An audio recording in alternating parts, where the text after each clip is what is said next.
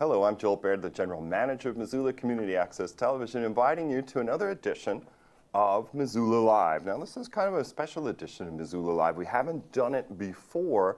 More typically, you're used to seeing me and my co-host Kim inviting people to come in and talk about events around town, fundraisers, and with them often comes perspective of various sorts. Now, this show is going to be on the subject of Montana coal and Montana coal exports. And I have a lively panel around a circular table before me. I'm going to introduce them. And we're going to talk till we get tired of it. We have an hour. And we might get tired. I just wanted to say also to those of you watching, we don't typically do a viewpoint show as part of Missoula Live. I'm glad to facilitate it, and I'm equally glad if someone said, gee, I saw that show and it makes me mad because mining coal is the Montana way or something, anything about business, about the necessity of making difficult choices. You can come down and have your own show that I will also facilitate. That being said, I'm going to introduce my guests at the table. Amy Cilimburg is here. She is the Director of Bird Conservation and Climate Policy at Montana Audubon. Just to my left is Dr. Steve Running. He is the Regents Professor of Environmental Studies at the University of Montana. Across from me, Bob Clark, Senior Organizing Representative of the CR Club. Welcome, all of you. Thanks for taking the time to come down here. Thanks for having us. You're most welcome. And so I'm going to give you a little background. So Josh Meny, who also works at MCAT, is interested in doing issues shows, and he's done a few of his own, and he asked me to host this one. And as part of it, he gave me a little background material. And very often I do a program from the perspective of myself being an ignoramus. So I have read a little bit about this, but I like to put myself in the mindset of someone flipping at home through cable channels. That's what they're doing. They're like, I'm bored. I do not need to save the world. I've been working.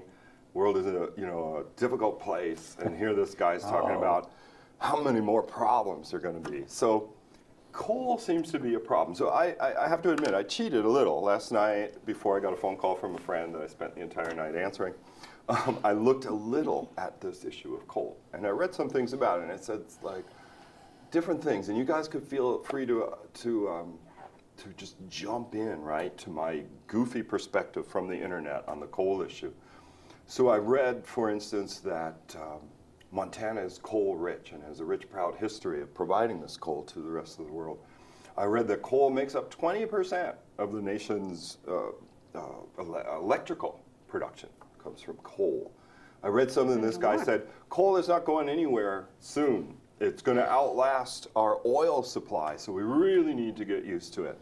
I read something else that this guy seemed to be saying, the Chinese are no fools, you know. If you give them enough coal, they'll figure out how to burn it clean. Let's start shoveling it over to them. So you could take what I learned, and then the phone rang, and I talked to my friend about totally different things. So I mean, just imagine that whole panoply of issues. You know, coal is a proud Montana tradition. Yeah.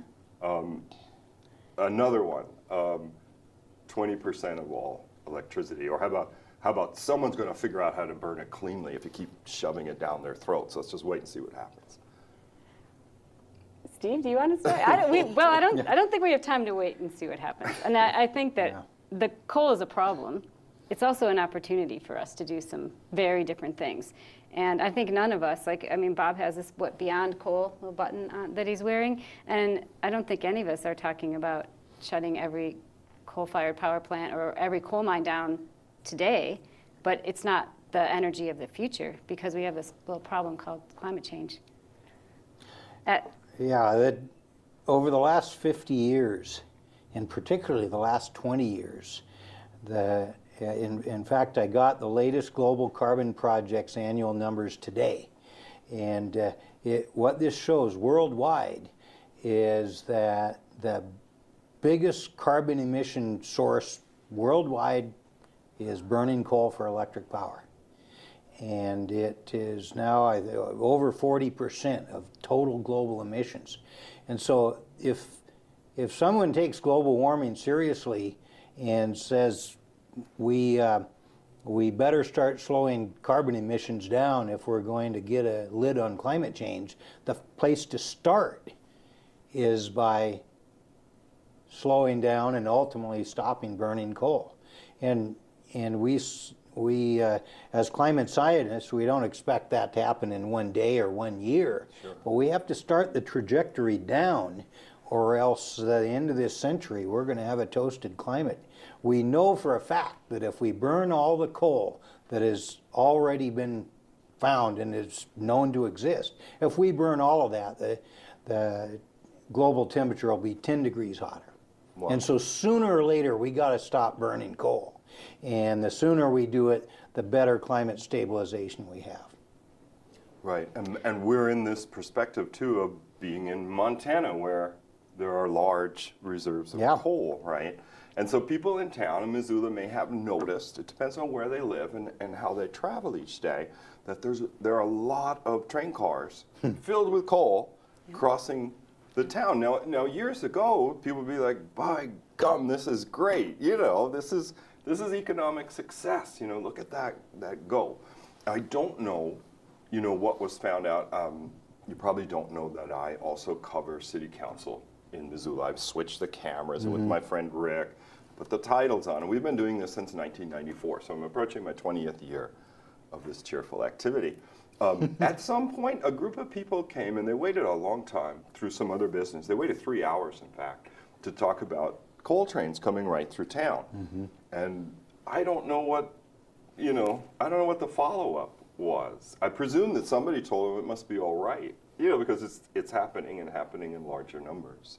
Well, there's a couple of processes going on out west that was really revolved around is there are some opportunities for comments from not only the public but from cities that want to make sure that their voice is heard when they build export terminals in Washington and Oregon. Right now there are 3 active terminal proposals that are in play.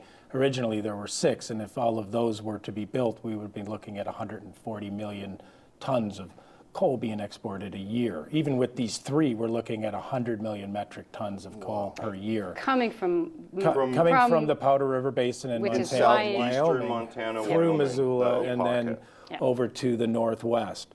So those processes are the Army Corps of Engineers doing an EIS on the Cherry Point terminal, the Longview terminal, which they've just completed scoping hearings on, and one was in Spokane, and there was one in Missoula. So people are like, this is for the agency. People at home are going like, This is an opportunity for the public and other entities to make sure that their voice and their concern over this project are adequately analyzed by the agency. Right. And having hearings here in Montana, like Northern Plains Resource Council and other partners have been able to do to get the citizens to be able to comment into the Army Corps, even though they didn't come to Montana. Very important that our voice is heard.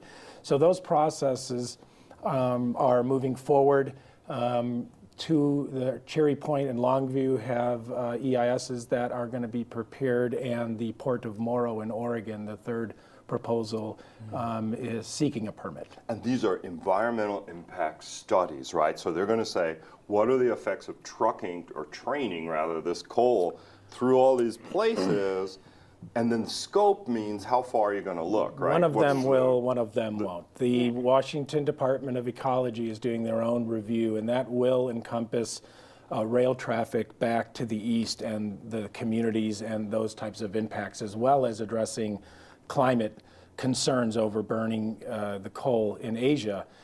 However, the Army Corps of Engineers EIS is much more narrow and will not address those concerns in particular, but we're very grateful that the Washington Department of Ecology will be looking into those. Oh, interesting. Yeah. Okay. So, usually when there's these kinds of proposals, they look at the impacts, and a lot of times the scope is fairly narrow. We don't often look at cumulative effects, and we don't look at the full the full cost to society, to our planet, from the things that we're doing. It's very hard to do. Those numbers are hard to come by. It's so much easier just to look at it in isolation. Right. And I think what a lot of people are asking and advocating for is that we can no longer look at coal, whether it's mining, transporting, exporting, burning, in isolation, because it has such huge impacts with global warming emissions and with the toxins that's produced when it's burned, and the toxins that are left behind even if you do collect them from your coal stacks. So there's a big effort to have people that are affected And I know there's some audience members here who's been really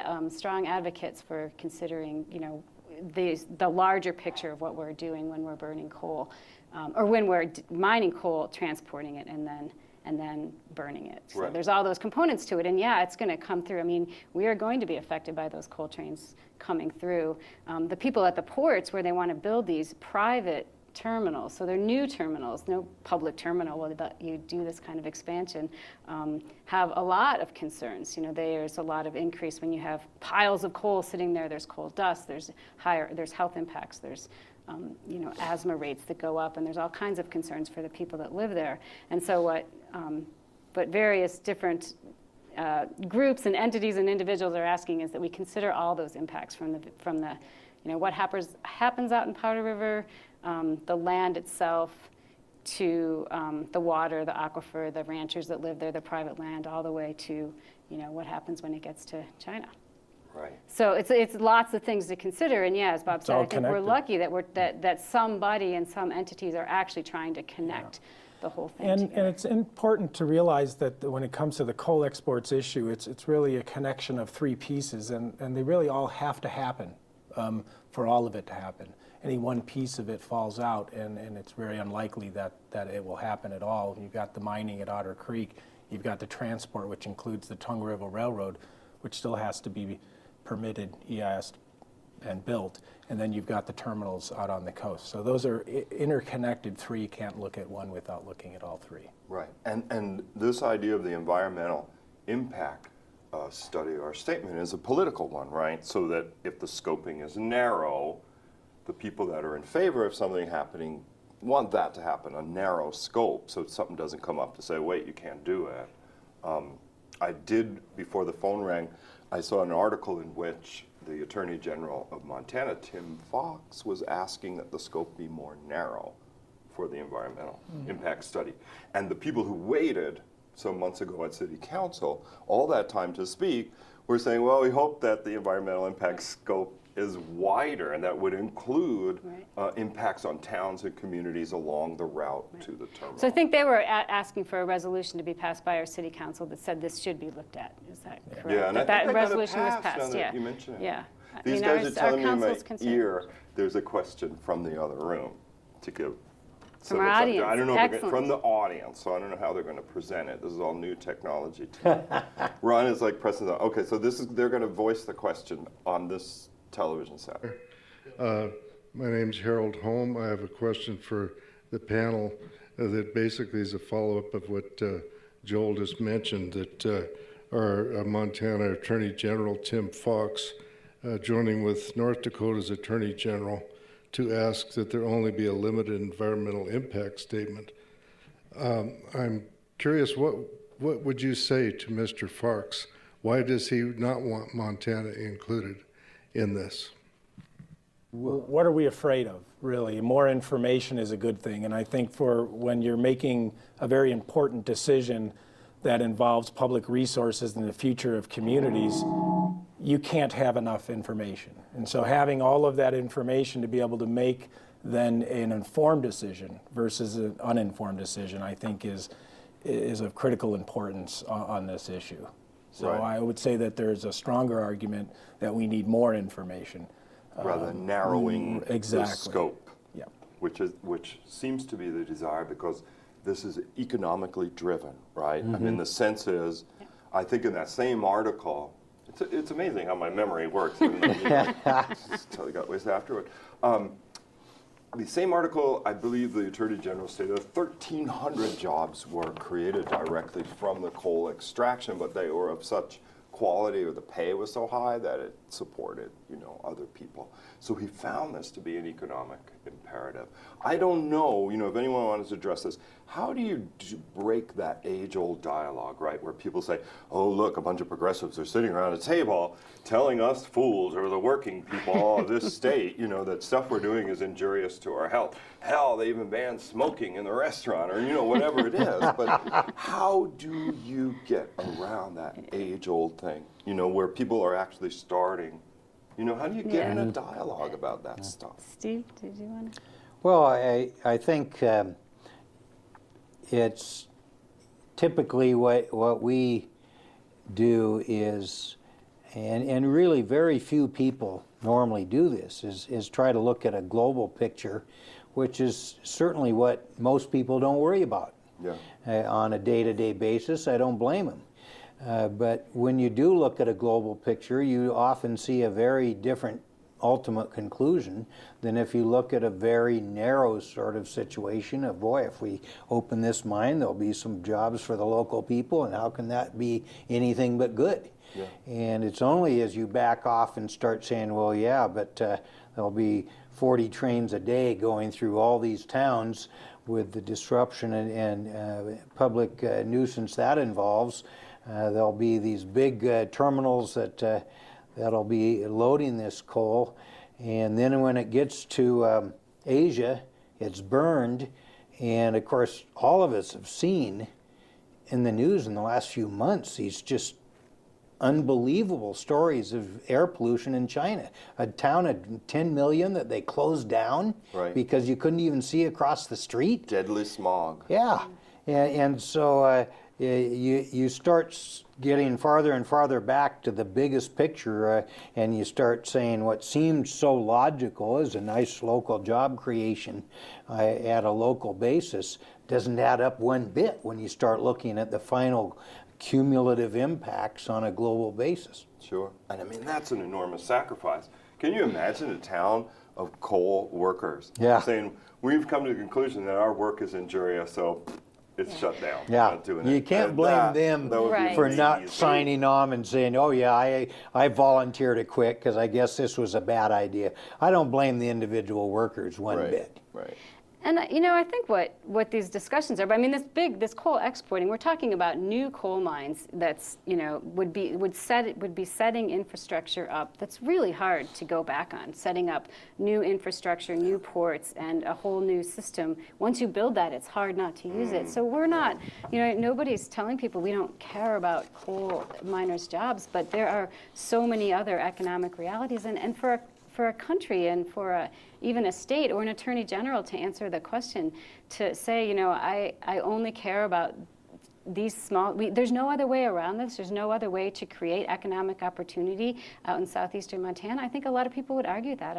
I've done some radio interviews and talked to some folks with the Northern Cheyenne. Vanessa Braided Hair is a Northern Cheyenne member, and a number of ranchers. And it's not universal that everybody thinks that the only way we can move into the future is to continue to build new coal mines. A lot of people recognize that change is happening, and we need to provide other opportunities. I mean, the sun shines in southeastern Montana. There's all kinds of ways that we can work together to build economic, to build better economies and work towards stabilizing this kind of climate and avoiding this catastrophe. And it's not an either or, us, them argument. I think that's a false argument. We were talking just before the show about how tourism is so affected, and That's right. You were saying. wildlife and sportsmen's issues, and there's so much more to the health issue. There's so much more to Montana and what makes us all love Montana. I mean, one of the things that when we talk about costs and economic factors is that often analyses that are done by industry don't include the negatives, the subtractions that one might think of when you're doing sort of pluses and minuses. It's easy to look at the pluses and just add those up and say, here's where we are. You imagine the output in Libby. It's the things that you don't, Libby, they had it countered we're going to make this much asbestos, and then you don't think about the costs of somebody's going to the doctor, somebody's buying inhalers. There's water contamination from leaking coal ash ponds that are creating an economic burden on ranchers and other agriculture people. Those are the types of costs that often are not found in an economic analysis and should be. And if we actually put the true cost of coal into an economic analysis, I think that the results would be much different than what is reported. Yeah. I know they had said in my ear, that there was another question. I don't want to frustrate the audience, but I don't know how they're going to present it, since turning on that television seemed to cause such an uproar. But maybe they could come on in. Yeah, they could just come on.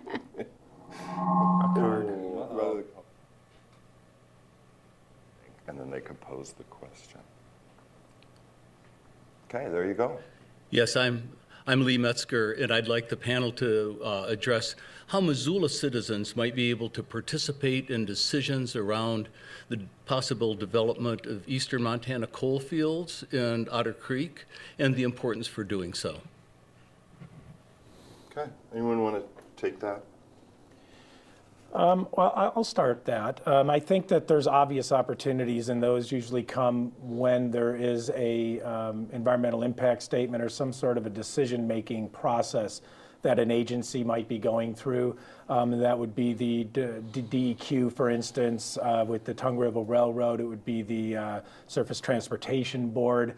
And many of the environmental organizations that are working on this issue update their members and their volunteers on a regular basis. So when those opportunities come up, we certainly want citizens to be voicing their concern. I would also recommend a coalition of groups called Power Pass Coal, and another sort of coalition that can keep you up on opportunities.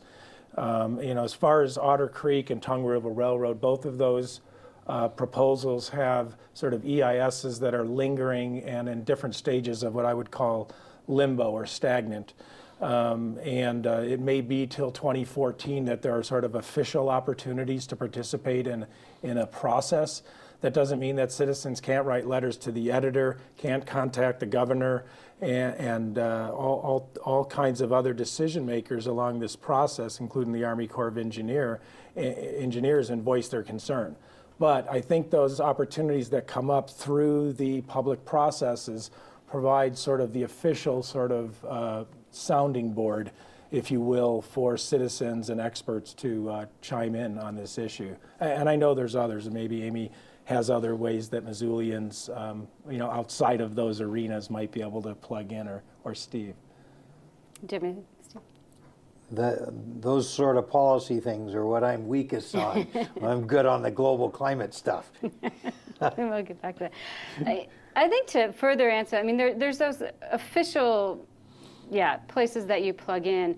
But I do feel like people need that our elected officials or our leaders within Missoula and beyond need to hear from us where our priorities are. And if we really are believe that climate change is the issue of our day, and we're thinking about ways that we're going to transform from beyond coal to something else, how do we get there? I think it's a lot of actions that people can take, both personal actions, vocalizing their actions. There's oftentimes opportunities to come to events and to rallies. 350.org is trying to get going up in Missoula. There's a lot of local What is groups. that? You mentioned that before, and I didn't know what it was. 350.org. 350.org is an interesting organization that was started by Bill McKibben and a bunch of college students at Middlebury College back east. And 350 is the amount of parts per million of carbon equivalent that we should have, that sort of we want to have in our atmosphere, at least to be somewhat stabilizing. We're currently at a little over 400. Is that right, We Steve? broke 400 in 400. May. Yeah. So we're way past 400. The reason we're this- way past 350 already. 350 was this kind of like the safety zone. Yeah. We're like, maybe seas won't rise and millions won't Yeah. die. The 400 is kind of in the uncomfortable future area. Is that right? Which is where we are right now. We're already there. Which we're already there. On a kind of shelf that unfolds in horror later. Yeah. Yep. Okay. And not that much later. I mean, I think the people in the Philippines are not thinking it's later. Yeah. They're thinking These it happened incredibly last strong week. storms being attributed to climate change. So 350 got going, and in part they used a number because they realized that people around the world we all use numbers.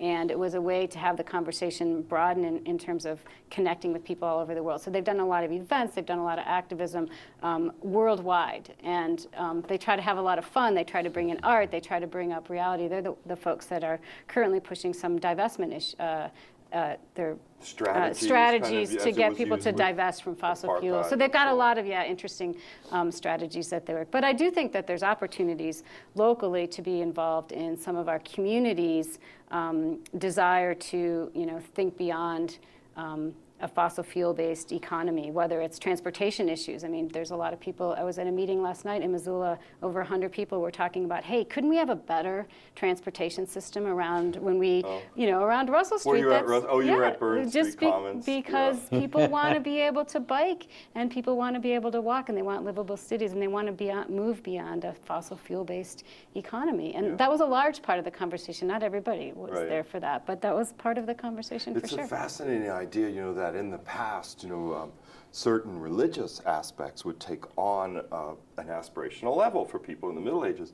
And so you can almost imagine in the future that having the smallest carbon footprint would be something, people would actually aspire to. Well, because, the pedal is going to hit the metal at some point. Yeah. Americans, during World War II, had pride in their conservation. Right. It was national patriotism that drove people to recycle and reuse and use less, and they did it for their country. And there's no reason why we can't have that today. We better go to Gene Bernofsky in the other room, because I've been told he looks impatient. And he wants to have something to say, so we're going to show Gene Bernofsky. Here it is. Hi. It seems in general that the panel would like to see a transition from coal. But since our Montana Land Board has already given Arch Coal permission to strip mine at Otter Creek, isn't all this palaver of yours just a waste of time? Don't you feel you're just wasting your time since there's not going to be any kind of transition? What do you think can happen? The land board has already permitted Arch Coal. Is there any way out of it? I don't think Otter Creek is a slam dunk by any means. There's market forces that are against development of Otter Creek. They're dragging their feet on responding to the state on the EIS process. There's a lot of questions about whether the investment is worth it from the partners, and delay and delay and delay means that the powers to be are questioning it. So I think there is opportunity to prevent Otter Creek, and remember that all three have to happen at once. So you got to have Tongue River Railroad and the export terminals to be approved as well. So stopping one or two of those other pieces can have a huge effect on whether Otter Creek will be feasible. It's interesting again to go back to the global view that I spend my time on. Just less than a month ago, I was reading that China has a very formal national 5-year planning process, something maybe our country might learn from. And one of the objectives of their latest 5-year plan is to, by 2015, cease importing coal. Partly it's an economic argument for the country there in terms of balance of trade, and partly it's because of their just stunningly horrendous air pollution, that their goal now is to be driving down their coal use, and the first thing they'll do is quit importing coal. And I can very well imagine that if we ended up building all this infrastructure, it would be finished just in time as the market for the coal collapsed. Right. And they've stated this publicly, so this isn't some big secret, that they are intent on driving down their coal imports over the next half dozen years. And that's something that you only see by watching the global scale issues around coal use. So that might put a little damper in the development of Otter Creek. So I mean, think we saw Gene, he seemed pretty bummed. He was down. And it's depressing, to have a state agency make that type of a decision. But I honestly, I'm a very positive thinking person, and I think we have lots of opportunities in the future on quite a few fronts to prevent this from happening. Well, and you've got to be, right? Because the most elementary psychology will say that people perceive a cause and effect within a very small time frame. So that to say to anyone, say to the 20-year-old cigarette smoker, in 40 years, this will kill you. And it's like, oh, I got 40 years, no problem, right? Yep. And similarly, if you say, by the end of the decade, most of the planet will be in a state of confusion and collapse, and all these resources that you're used to getting, like turning the tap water, are going to become incredibly heated, to say the least. People are like, oh, end of the century, I'll be dead by then. And similarly, for people to say, well, as I mine this coal, which puts bread on the table, eventually it harms the planet. Very difficult, uphill battle, right, to make the human animal those connections. And the further the time out is, or the gesture is made, and 50 years later there's an effect. Oh, yeah. That's Good luck to you. clearly been the struggle. I mean, how long have we known about climate change? You know, it's been since the mid-1980s that it was clear that this was a developing global environmental issue. So it's been 25, 30 years now that this has been argued in both the scientific arena and policy arena. This is not a new issue. Right. But it's getting closer and closer to be, I mean, it's getting harder and harder to say this is not something that's going to be affected in our lifetime. Yeah. I have a 12-year-old daughter, and we're seeing the effects of climate change now, and it's not going to be very long before her whole world's going to be shaken up and going to be pretty chaotic, as you said, if we don't start making the changes we need to make now. And I think it's partly the function, and why Josh wanted to have this show. We're not doing anything, yet psychologically, right, we're making an attempt to bring this into ordinary conversation over and over again, so that this tremendous problem of creating a correlation, you know, where some temporal things or distance or whatever keeps frustrating the correlation. This is the only way to do it, almost by ritual, by rote. To continue to talk about it. Yeah, that it's a hearts and minds issue. See, and it's interesting that the U.S. now has, I think for 6 years in a row, we have reduced our carbon emissions each year. So the U.S. is now on the right path. And so it's kind of ironic that now within our country, I think the population is getting it, and then we're starting to turn the corner. So it's, to me, extremely ironic that this one industry says, oh, gee, we can't sell it to Americans anymore. We're going to ship it to Asia. And that's exactly how they came up with this scheme, because the markets here are drying up. California, Oregon, and Washington have passed renewable energy standards that are quite aggressive, and they want more renewable energy. They're not interested in importing coal-generated electricity into their states, because they want to be able to comply with those policies. And the whole West Coast, including British Columbia, just signed off on a climate action plan. And they're going to do the same. I mean, continue to buy less coal-generated electricity. So as the market shrinks up for that type of electricity here, the coal industry has made a lot of profit over the many, many years it's been in business, and they're just going to shift that to then ship it overseas. That is funny, because that's the same strategy with the cigarettes, my earlier analogy. more people in the U.S. are dropping than they're going to what we're called developing markets. There's a lot of analogies between the whole climate deniers, which was basically the same people that had urged all this skepticism and denial of climate were the same people that, and in some cases, the exact same people and entities that tried to convince everybody that cigarette smoking was not harmful to your health. That's a form of optimism. They tell me right here that they're awaiting a question from the other room too. So maybe we're sparking somebody's we could have interest. comments from the other room too, right? I know there's some sure. experts in the room, so I'm happy to hear what they have to say there. Even though they're coming by magic tubes from the other room. Let's take a look. Hi, I'm Kate Campbell, and I want to thank the panelists for coming here today talking about this really critical issue. I understand that there's different speculation on the number of extra trains that will be coming through all the communities, and wondered if Arch Coal is prepared to step up and help these communities mitigate the safety issues about crossings being blocked. And I understand in some communities there might have to be overpasses built. And if so, is Arch Coal prepared to step up and help the taxpayers, since we get no benefit at all from the shipment of the coal? My guess is the burden on infrastructure will fall on local communities, Kate.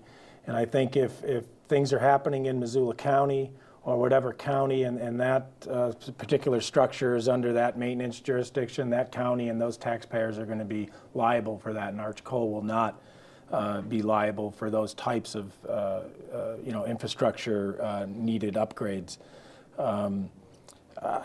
I think it's criminal, really, that they're allowed to do this and just sort of run it through communities. The amount of coal trains, you hear a lot of estimates anywhere from 24 more a day up to 40 more a day.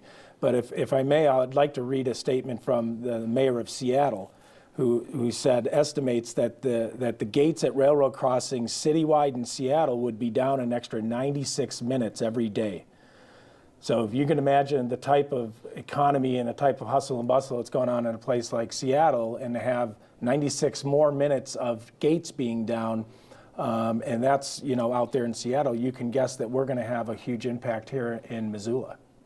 That's probably quite true. And they have a graphic, they tell me, that I think Josh looked out earlier. It's turning out fairly small, but I don't know if you guys know. I mean, Montana Rail Inc. is carrying the coal we see here right down the street on Spruce, as people try to go to the rail station. I see these cars like piling up, on Madison and on East Spruce here, and of course to a lesser degree on the other side. And then some defectors, they back up. I'm going over to Van Buren. Go around it down Orange Street. And so on. But it is noticeable. Oh, they got it bigger. But, oh, yeah.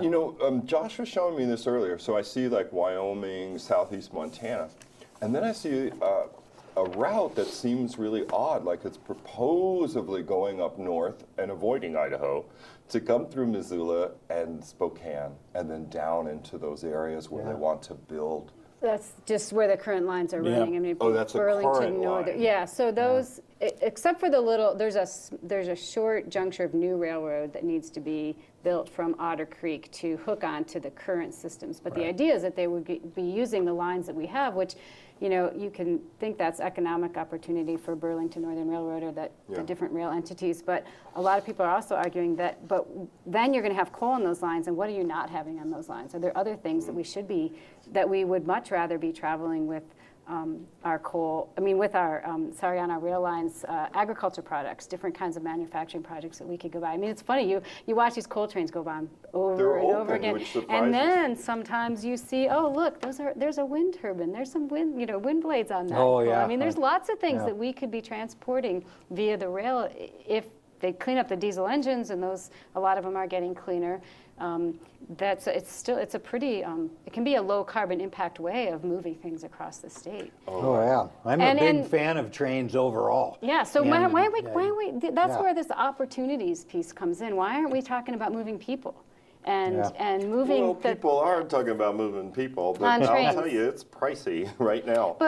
But we subsidize coal. Why not subsidize moving people and low carbon ways that we could get around? There's lots of different things we could be doing. Well, I find it really kind of ironic that at the mine head, coal is cheaper than dirt. And so you think we're shipping dirt halfway around the country, halfway around the planet, just to have it burned, and the CO2 come right back to us. And so how illogical is that? And so does the mercury. Oh, not to mention all the mercury and the SO2 and NOx and on it goes, I have noticed this irony a little bit at business, where I would look for electronic things, and I understood from my brief reading last night, a lot of electronics is coming from Southeast Asia. For instance, our external drives are from Thailand. Where you open an Apple computer and it says design in California, so you get that assembled in China. So you also get that. I had ordered lens caps for cameras. We check out cameras here in MCAM, people forget, and I thought, oh, they're not worth it. These ungrateful people, I'm going to get me some cheap, going on Amazon. Look at here, these lens caps are 49 cents. And I thought, well, by gum, I'm going to get 20 of those lens caps. So I had made a purchase, investment of $11 on the lens caps. And They were the tops off Pringles bottles, right? To me, and they were from Hong Kong. They had come directly from Hong Kong. Little pieces of plastic, 20 of them. They cost 49 cents. And I thought, this is a weird world. Yeah. You know, these Yeah. things were like flown here to me, Yeah. so I could have what was essentially junk in my hands. Yeah. You know? Well, we're using fossil fuels to transport fossil fuels so that we can burn it and put it in the air. I mean, it's just a double negative all around. We are the funniest monkeys on the planet, that's what I have Yep. to say. Now, there's another comment or question from the other room. And look what we have to do here, though, too. We want another room. We're never going to sit in the same. If we have a complication, we're going to employ it, because that's the kind of people. You know.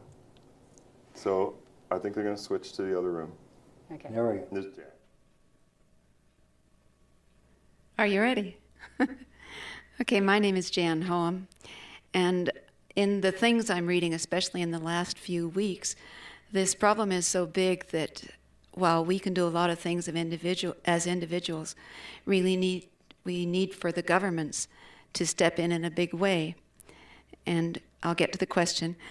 But first, I want to say that I think the fossil fuel industry has maintained that there is a lot of doubt about whether or not climate change is human-caused, while 97 to 98% of climate scientists say that climate change is happening and that it's being fueled by the burning of fossil fuels.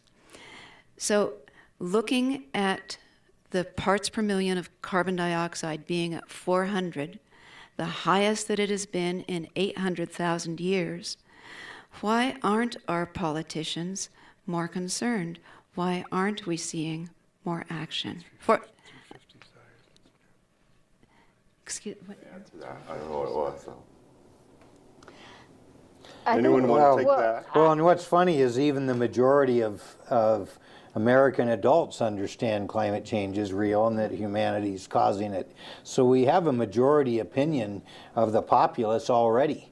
But In every state, a recent poll that came out, every single state, red, Yeah. blue, purple, the majority, a pretty strong majority believes that climate change is happening and that we should do something about it. Right. yeah, so it's the politicians are the last ones to the party. Yeah. Well, and also they can use that division perhaps to their advantage. If you're a conservative politician and you find that climate change is a great wedge issue that gets people impassioned, right? Because I just, just when I heard Jan say, I think the government should get involved in a big way, I just saw something think, of course she does, that's what they all think. Another So on. socialist Another plan. socialist, yeah. What's so ironic about it is that if these people who purportedly like free markets and like the markets to work their magic, if they had let that happen 10, 15, 20 years ago, we could have some solutions where those market forces, maybe there was some kind of a cap and trade, put a price on carbon and let the markets work it out. But the longer we wait, the more government we're going to need because the crisis is getting bigger and bigger. And that's kind of the irony about it. They're sort of basically forcing us for these big government solutions because nobody's been willing to tackle it around the edges. And we can no longer tweak the edges. We need it big. Sure. I mean, if some of the horror stories, about seas rising and cities collapsing and whatnot come into play, there would be nothing more intrusive than martial law. That would be. Yeah. So you'd think they'd want us to solve it. But, Jan started the question with, to some degree, the answer. I mean, the fossil fuel companies are dumping money at this. The Koch brothers have more power than everybody in Montana 1,000 times over. Those, which are an entity that has their fingers in all kinds of fossil fuel projects. They're very, very, very wealthy billionaires, and they are fueling climate denying, they're fueling the politicians, they're paying the politicians. I mean, we have a corrupted system with Citizens United and all that, so I think we know we have to get fossil fuel money out of our politics. I don't know how to do that. Maybe Jan It does. kind of shows the power of the dialogue, that it has currency as a political issue. I think there's examples of government leading, and I think Jan's right that we do need that, and it's mostly happening at the lower levels, at the municipalities and the states. I think a lot of the progress that we're seeing around the country that maybe is resulting in the types of reductions that Steve spoke about earlier in our CO2 output is partly in result to those decisions that states are making, like California and others, and cities like Missoula and others that are adopting climate action plans. And so what we're seeing really is local government and state government leading the way where the federal government is sort of twiddling their thumbs. And so I think part of the progress that we've made, I don't know if there's been any studies to this effect, but I would imagine that some of that progress is attributed to some of the efforts made by local communities and states. Well, I think given that we've had no national legislative leadership on this, the fact that our emission rates are already turning the corner down, I think is a measure of inherent success already. I think a lot of people would be amazed at how many of the big Fortune 500 companies, other than the fossil fuel industry, that totally get it, and they are driving hard to work on their carbon footprint of their entire business model. I mean, big corporations that people love to hate, like Walmart and DuPont and things, that you look and you discover they've done incredibly at driving down their carbon footprint. They know this is real. They know to succeed and survive in the business world in the coming decades, they got to be leading this. They're not the ones arguing that this isn't real. They're quietly doing something. And this is big business that supposedly all these liberals hate. And I think a lot of these big businesses, once you look outside the fossil fuel industry, you discover are doing a lot already. Yeah, I mean, it's a tremendous challenge, right? Especially for people that empathize with upcoming generations, right? I mean, it seems like a tired old saw, you know, but what kind of planet are these next generations going to be led? It seems like if you have a parental sense, it's an extraordinary responsibility, but also that this kind of conservatism actually makes good economic sense too. But just to give you guys an idea of what a flashpoint this could be, you know, the city of Missoula has a subcommittee on greenhouse gas emission, and they look at things like trying to conserve at the city level.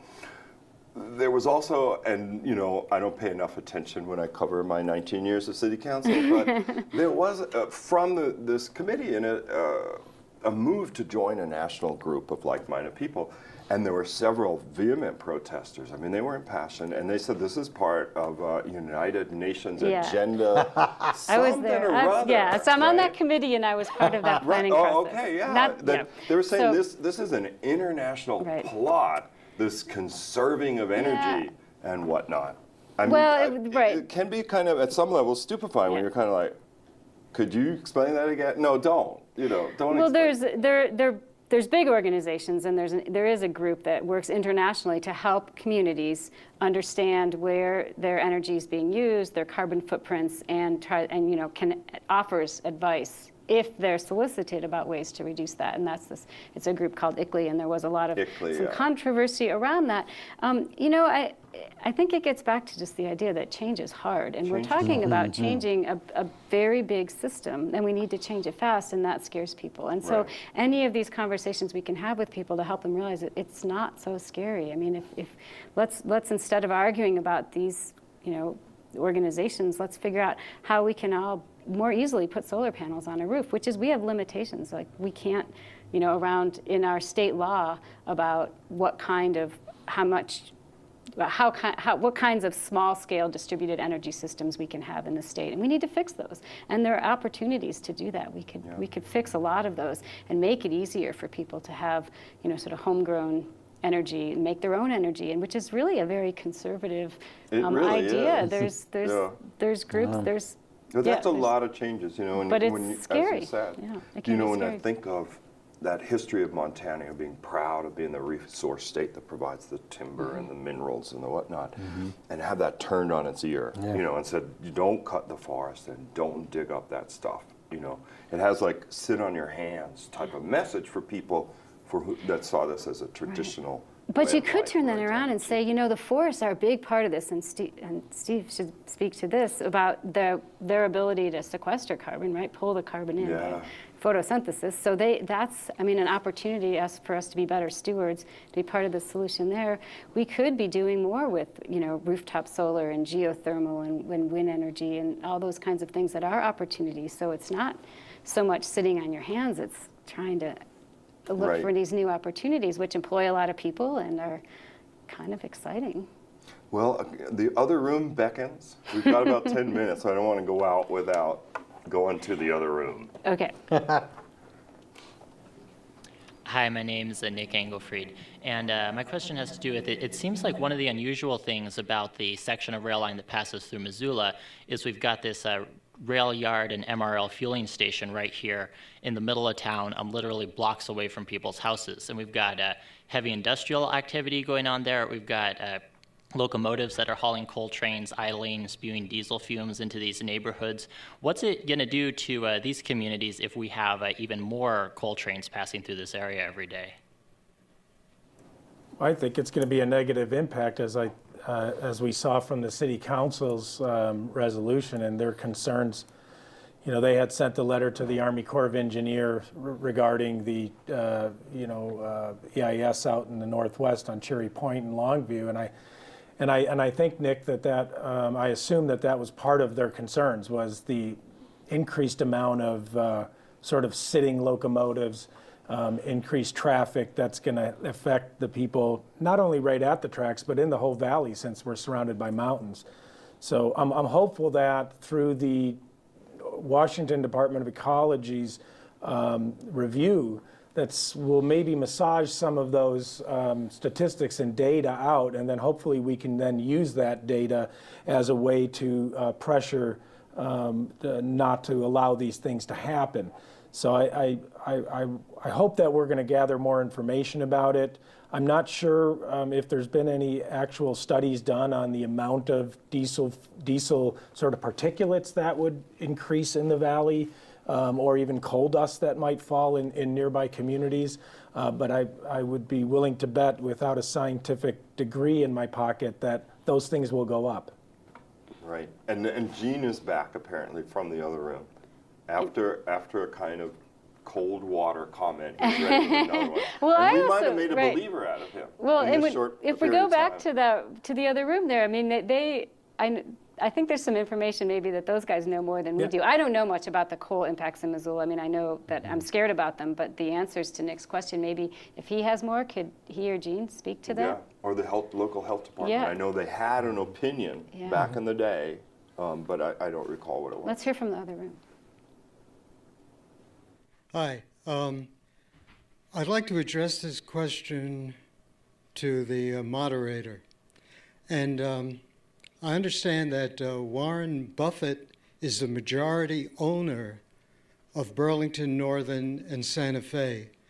And this is the train company that will be running most of the coal all across these states to the ports. It seems to me that Warren Buffett, who is now worth about $54 billion, could certainly stop all of this. So my question to Joel is, would he support putting Warren Buffett on one of these coal trains and shipping him for export to China? Thank you very much for that question. Yeah, No, it sounds violent, Gene, though it's sweet of you to think of it. Okay, we've got 6 minutes. I mean, is there anything you guys want to do to wrap up so you don't leave wishing you never came to begin with? Well, there was one comment we made, I think, when Jan brought up that nothing's happening at the bigger federal level, and I think we just need to acknowledge that part of why we have a reduction in our carbon footprint, my understanding, is because of federal transportation efficiency rules that have gone into place in the last bunch of years. And then there's the Environmental Protection Agency putting caps on the pollution for new power plants, and then they'll be for existing power plants. So this current administration is actually doing what they can. I mean, we can all say that they should be doing more, but they are doing things, and that has made some of the difference, along with using more oil and gas than using coal. I think there are some things happening at that level, and we need to put more pressure on them. I mean, there's just no reason that our leaders in Congress shouldn't be doing more. Well, I think, and again, not relying only on government solutions, I think the banking industry is clearly figuring out that investing money in coal plants is a bad investment. Yeah. Those are investments that go decades into the future, and I think the banking industry, with no government involvement at all, are simply making the economic calculus in their head and saying, boy, we don't want our bank money invested in these sort of plants that clearly in the long run are not going to serve humanity well. And so again, I think part of the success we're starting to see in the U.S., despite the lack of national governmental leadership, is other aspects of our economy clearly making the decision that burning coal is not in our best interest in the future, and that's why within the country we're seeing a very continuing nosedive in burning coal. And so this response of the coal industry, well, boy, if we can't convince them here, we'll sell it to Asia, is what this discussion is all about. Because I think within the U.S., it's a pretty clear understanding that burning coal is not what the country is going to be doing much of 30 years from now. And it's on the decline. You mentioned at the beginning of the show percent of the U.S. 20% is what I read for electrical actually production. 38%, I believe, down from 43 just 2 years ago. So we are at around 40% of our electricity is generated from coal, is the numbers that I have. And Steve, you probably can confirm that. But you know, you've got to look at states like even Nevada that announced earlier this year that they're going to retire all their coal plants. Just 2 weeks ago, Tennessee Valley Authority announced it's going to retire 8 coal plants. So these are decisions that are being made by the market and by CEOs in the corporate boardrooms, as Steve was talking about. These are not decisions being made because big bad EPA is coming down on them. This is market driven. When you can produce a kilowatt of electricity for half the cost of coal by using another fuel, a business person is going to choose that other fuel. And when you've got impending standards on carbon pollution, for instance, coming down the pike, investors are going to look down the road and say, well, how smart is it to invest in coal when we're going to be looking at a standard or a reduction level in CO2, which this particular fuel puts a lot of out. So I think all of these things are playing into the reduction of our use of coal, and it's a societal shift. Like smoking, it's a societal shift. It's not a blame game. It's something that people have figured out the true cost of coal. They know that there's better options, and they're demanding their leadership to move towards those better options. And I think that gets back to the inevitability of something like Otter Creek. Yeah, the land board has voted to move forward, but there's so many hurdles, and part of that is whether investors are going to stick with whether these companies are actually going to be viable companies. And there's a great shop called Sightline, which is a group of researchers out of the Pacific Northwest, and they've been doing a lot of, because they're in the Pacific Northwest, they're really focused in on the economic viability of some of these terminals, and also have looked at Cloud Peak Energy is another coal company out there. They're actually, when you look at their numbers and their perspectives, and I just take this from Sightline, their research, they're actually betting on the fact that coal is going to be worth less and less in the future. So they're doing these short sales, and so they're looking like they're this great company, and they're going to, go down kicking and screaming, but they're betting against themselves because they know coal is not the future where we're headed. So I mean, there is the writing on the wall. We need to make it happen faster. I guess that's a great place to leave it. It's only have 30 seconds, but I want to thank you all for coming. I'll just go around. Bob Clark, Senior Organizing Rep, Sierra Club. Dr. Steve Running, Regents Professor, Environmental Studies, University of Montana. And Amy Cilimburg, Director of Bird Conservation and Climate Policy for Montana Audubon. So thank you all. Thank you, Joel. And thanks to our audience for their great questions. Yeah, thanks you guys out there. And thank you guys at home for watching a special edition of Missoula Live. As always, if you know of a group, you want to see them on this program, give me a call at MCAT. The number is 542-6228. For MCAT, I'm Joel Baird. Thanks for watching. Okay, you did it. Cut.